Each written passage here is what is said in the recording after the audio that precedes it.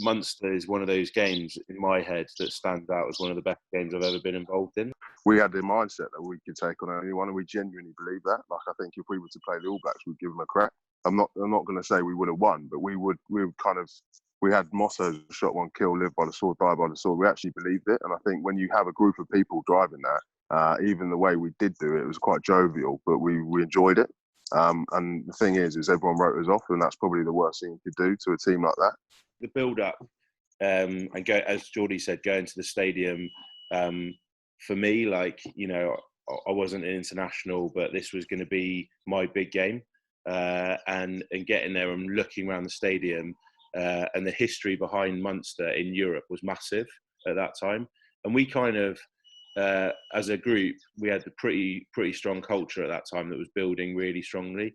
And I think when we got into this game, and we knew that we had a chance going into this game, which felt special. So, like, being in the change room the day before, having walk around, it felt like a special day. I like kind of get my hair cut, looking good on TV, and being with my mates. Like, you know, there wasn't anything crazy about it. I loved the kind of exposure we got as a team, and we had like a good buzz. And being young, playing with your mates is, you know, it's kind of a dream come true. And a lot of these lads I played with through age group or academy. So, you know, like you Mike Brown, your Danny Kerr, George Robson, you know, all these kind of guys. So it was, yeah. I mean, I couldn't have asked for much more. We had like nothing to lose. Like, it was like me personally, it was my biggest game ever. I remember we used to do line-outs in the morning in the car park. Every single time we did an away trip, we used to do line-outs, just to kind of walk throughs and run through the trip. And I remember looking down at my left leg, and lads will remember because it was comical. And my left leg, I'd had a knee injury, and my left leg looked like a doner kebab stick. Like, it was the same width all the way down. And I was just like, this is mental, but there's no way I'm not playing in this game, because it's the biggest game I'll ever play in. And so it meant a lot to me, and I know it meant a lot to the other lads. As a youngster, I would have played at Twickenham the first game of the season. You always play at Twickenham. You've then got the big game, and then you also play at Wembley, or a big atmosphere against Sarries. So you've already got that exposure to 80,000 people. The Stoop, when it's packed, is quite a big. It feels like more than 12,000, whatever it is on a day. So it's just a number after that. I think that the 26,000 was irrelevant. I think the Munster was irrelevant. It was just all red. But, you know, once you're in the game, it's like driving. You don't look too far from what's in front of you. Running out, you feel the atmosphere, but once the game kicks off, that's it. You're into game mode. I think, like, it definitely was a special atmosphere, because I still get people now, like Twins people that I know, friends and family, talk about that day and the people that did go over there. So it was definitely special. And those are people, you know, there's lots of people that have talked about that day, and they've been to many internationals and many club games, but they still talk about that day as being special. And it was. Remember how hot it was? Yeah. Shirts were soaking, weren't they? I just remember Maffey and Tui Tupou in the centre, so I was thinking it's going to be a long day. Yeah, and I guess, like, the big moments that stick out from that game were Mo absolutely doing a job on Ronan O'Gara. So, like, the ball going over the top of the line out over the heads of some of the Munster lads into Mo's hands. He's just seeing O'Gara's eyes. Yeah, he was just like, this is my worst nightmare. This is genuinely my worst nightmare. You got Mo running like the Terminator down the pitch. He had like a 40-yard run up into him. And, he looks like Predator. Remember that film Predator? Yeah, he did. He was amazing that day. George Robson scored in the corner, didn't he? I know someone had a bet on that. I think they won a lot of money. Yeah, but he did. Stinkoff did go through a period of always standing in the 5 metre channel, didn't he? Yeah, he's holding whip, mate. That's a new age forward now. Yeah, so you got to try. But that day was really hot. I remember just literally blowing a gasket. Cleggy coming off the bench. He looked like he shot himself. Gonzo was good that day. I remember one thing that really stands out to me early on in the game was you had this 18, 19-year-old young buck in Joe Marler who no one really knew about. He had one of his horrific haircuts, and he had this ridiculous attitude. He was just really aggro, really aggressive. No one knew who he was, and he had a mohawk. and against this absolute beast in Tony Buckley, who was like a ginormous man at tight head. And so the scrum pops up, and I'm behind Marla, and Marla's like, right, I'm just going to go for this. I'm not at the moment. I'm not a particularly great scrummager technically, but I'm going to go for him. So he just gets in his face and gives him some chat. And I'm like, you're literally stirring a monster. And next minute, Tony Buckley goes down. He gets in the perfect position and just pops every single one of Marla's ribs up. And you hear, and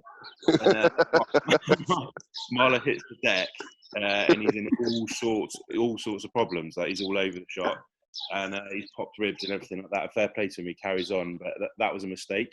But yeah, it was an amazing day, and I think, like, if you think back to like the lash up afterwards. Remember Mo bought that Hawaiian shirt, and everyone said, "Is it fancy dress?" Yeah, so we had this room at the hotel, didn't we? And Minty, who was we did a court session. Yeah, Minty was kind of head of the court session, and Mo Fasaglou walked in last, and like, everyone had the most respect for Mo ever, like, on and off the field. But he walked in with this like blue stars and thunder shirt. It was horrific, absolutely horrific. And Minty went, right, that's a fine, that shirt's a fine, something like that. And everyone was scared. Yeah, everyone was really scared, actually. So I don't think Mo got fined, did he? No. But yeah, so we had a decent lash up. I remember being outside a bar, and a few of the boys are outside, and Minty comes running across the street and slides over the bonnet. Yeah. Yeah, he ran over a car. We did pre-season in Limerick. Remember the Limerick 5? But there was a guy cleaning the change room. And he said, "Oh, no one beats the Munstermen at home at Munster." Remember that? Yeah, we were in. Do you remember that? We were in dorms. We were in dorms in dorms in a uni. Yeah, but the cleaner said that, and then when we beat them, we were saying it, weren't we? There was like a group of players that hit their peak at the same time as well. Like, that helps. There was lads that were starting off that, people like Marla, Robbo, Brownie, they were kind of relatively new and uncapped at the time, and have gone on to win a lot of caps and been hugely successful internationally. And like, if you think about, some of the performances consistently that Chris Robshaw put in for that team non-stop, like, George Lowe, like, there's some, George Lowe came through the academy. He was class. Probably should have got a load more caps. There were some really big characters in the squad, which was good. And I think, like, the management and the coaches at the time did quite a good job of managing some of those characters.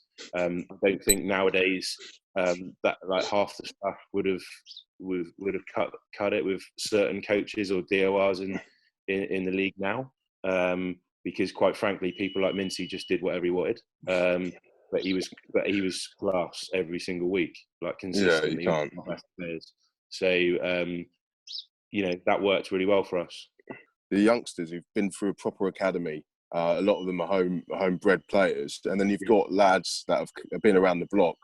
You amalgamate them together, you've got the perfect balance of experience and youth and fearless, and a bit of now. We sit down as like, we talk about, like, the class of 2012 when we won a few things at Quins, and we sit down as old lads and have a few beers one year and talk about that group and why it did what it did. And it probably comes down to the group of players all buying into one goal. And it sounds really cheesy, but we genuinely did. And, like, Connor came in and set a culture and a set of values that, we've all been in businesses and cultures and teams where people talk about values, but everyone lived and breathed the culture and the values that he set. And it was a special time, and I feel lucky to be involved in it.